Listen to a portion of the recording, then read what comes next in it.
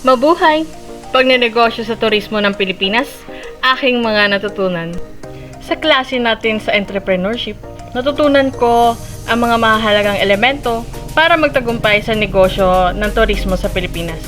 Ang pagiging sustainable at paggalang sa kultura ay napakahalaga para sa pangmatagalang tagumpay. Ang El Nido Resorts ay isang magandang halimbawa.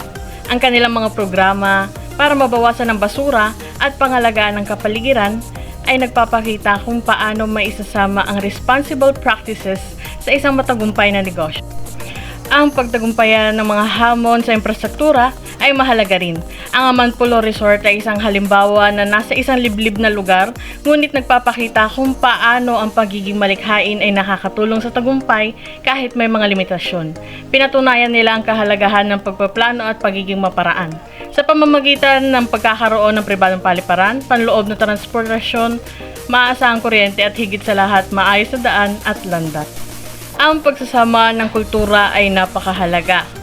Ipinapakita nito ang pakinabang sa ekonomiya at kultura ng tunay na paggalang sa kultura. Sa huli, ang matagumpay na pagnenegosyo sa turismo ng Pilipinas ay nangangailangan ng dedikasyon sa pagiging sustainable, pagiging malikhain sa paglutas ng mga hamon sa infrastruktura at tunay na paggalang sa kultura. Ang mga elementong ito ay susi sa pagbuo ng mga negosyong umuunlad at responsable. Yun lamang po at maraming salamat po.